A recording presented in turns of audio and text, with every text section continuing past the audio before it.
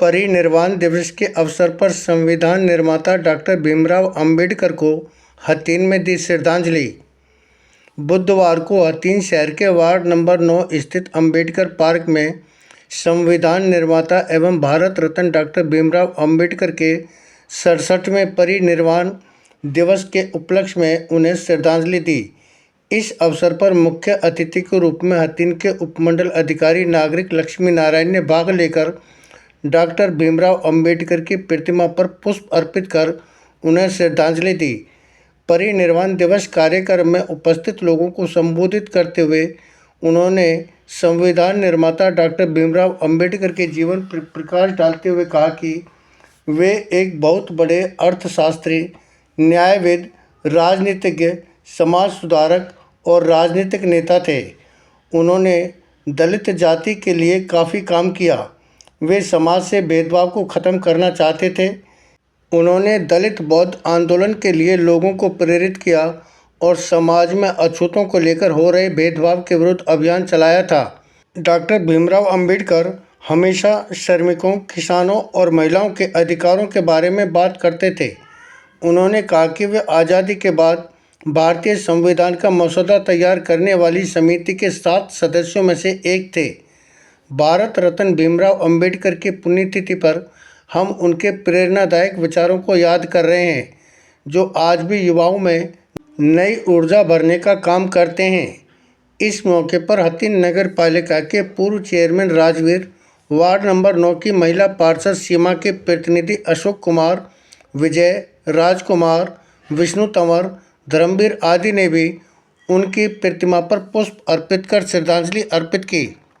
आज जैसा कि सर्वविदित है, 6 दिसंबर 1956 को बाबा साहेब डॉक्टर भीमराव अंबेडकर जी का परिनिर्वाण दिवस है और ये लगभग संपूर्ण भारत में आज उनकी पुण्यतिथि के रूप में मनाया जा रहा है।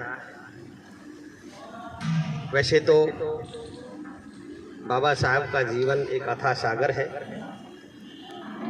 और अधिकतर लोग उनके बारे में जानते हैं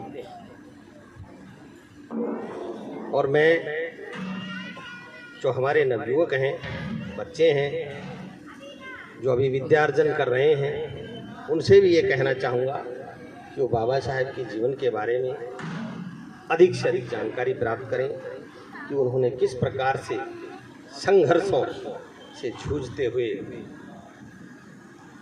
वो मुकाम हासिल किया।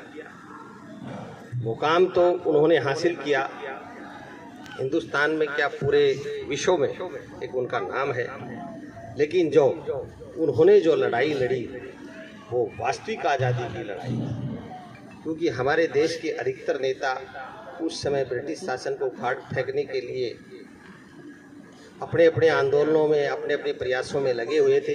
वो अपने जगह पर सही थे, लेकिन वो एक संघर्ष सत्ता प्राप्ति के लिए था। लेकिन जो वास्तव में जो गुलामी का जीवन जी रहे थे, जो लोग दलित, वंचित, जिनको सदियों से दबाया गया था, उनके पास किसी प्रकार का कोई अधिकार नहीं था, उसके लिए एक ऐसे व्यक्ति ने जो एक आम जीवन से उठ कर के और उन लोगों से संघर्ष किया जो इस सामाजिक ताने बाने को, जिसमें कुछ लोगों को अधिकार थे, कुछ लोगों को अधिकार बिल्कुल नहीं थे, उसको तोड़ने के लिए भरपूर संघर्ष किया और वो लोग उस संघर्ष को दबाना चाहते थे। एक अकेला आदमी उठकर चला था और उसके साथ साथ दूसरे लोग बहुत कम संख्या में थे, लेकिन फिर भी उन्होंने हिम्मत नहीं हारी और उन्होंने जैसे तैसे करके लोगों को जोड़ने का काम किया।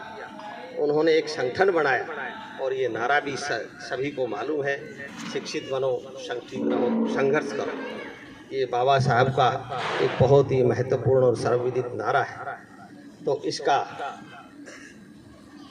मतलब सभी जानते भी हैं, समझते भी हैं, लेकिन उसको अपने जीवन में उतारने की आवश्यकता है। शिक्षित बनो, सबसे पहले तो हमें शिक्षित होना चाहिए, उसके बाद संगठित होना चाहिए, उसके बाद अपने अधिकारों के लिए संघर्ष करना चाहिए। बाबा साहब ने जो संघर्ष करके जो अधिकार आप लोगों को दिलाए, उन अधिकारों का आप उपयोग करें, उपभोग करें। तो सबसे पहला जो था, आप शिक्षा प्राप्त करें, उच्च शिक्षाएं प्राप्त करें। आपके लिए शिक्षाओं के दरवाजे खुलवाए बाबा साहेब ने कि ताकि ये जो दलित वंचित वर्ग है ये पढ़ लिख करके अपने आप को योग्य बना सके, काबिल बना सके, उस समाज का एक महत्वपूर्ण नागरिक बना सके। तो बाबा साहेब के पथ चिन्हों पर चलते हुए हमारे नवयुवकों को, क्योंकि पहले एक समय था उसमें पढ़ाई लिखाई की तरफ काफ़ी रुझान था, लेकिन अब हम देख रहे हैं फिर से थोड़ी सी गिरावट आने लग गई है। बच्चों का पढ़ाई की तरफ ध्यान नहीं है। माता पिता चाहते हैं कि हमारे बच्चे पढ़ें लिखें बड़े बने, लेकिन बहुत कम बच्चे आजकल ऐसा देखने में आ रहा है नौकरियों में निकल पा रहे हैं या उच्च शिक्षाओं के लिए पहुंच पा रहे हैं। तो ये हमारे प्रयासों में कुछ कमी हो रही है, तो हमें इस तरफ ध्यान देना होगा। और बाबा साहब का जीवन, जैसे 14 अप्रैल उनका जन्म दिवस हम मनाते हैं, 6 दिसंबर उनका परिनिर्वाण दिवस हम मनाते हैं। तो ये मनाने का एक असली मकसद ये तो है कि हम बाबा साहब को याद करते हैं, लेकिन जो उन्होंने आयाम स्थापित किए हैं, जो उन्होंने अधिकार दिए हैं, उन अधिकारों के लिए, उन अधिकारों को बनाए रखने के लिए भी आप सबको संघर्ष करना होगा, एकता बनानी होगी। और जो उन्होंने आपके लिए शिक्षा के, नौकरियों के दरवाजे खोले हैं, उनके उपयोग के लिए, उनको प्राप्त करने के लिए आपको मेहनत करनी है। माता पिताओं को, अपने बच्चों को बाबा साहब से प्रेरणा दिलाकर उस तरफ उनका ध्यान मोड़ना होगा। ठीक है, दूसरे खेल हैं, दूसरे उन गतिविधियों में भी शामिल करें, लेकिन अधिक से अधिक शिक्षा प्राप्त करें। मैं इस दिवस पर बाबा साहब को याद करते हुए सभी से यही कहना चाहता हूँ कि आप अपने बच्चों को ज़्यादा से ज़्यादा उच्च से उच्च शिक्षा प्राप्त करो, और बच्चों से भी ये कहना चाहता हूँ कि वो अधिक से अधिक शिक्षा प्राप्त करें। और बाबा साहब के इस परिनिर्वाण दिवस पर मैं आप सभी उपस्थित सज्जनों के सामने अपने श्रद्धासुमन अर्पित करता हूँ, उन्हें याद करता हूँ, नमन करता हूँ। जय हिंद, जय भीम, जय भारत।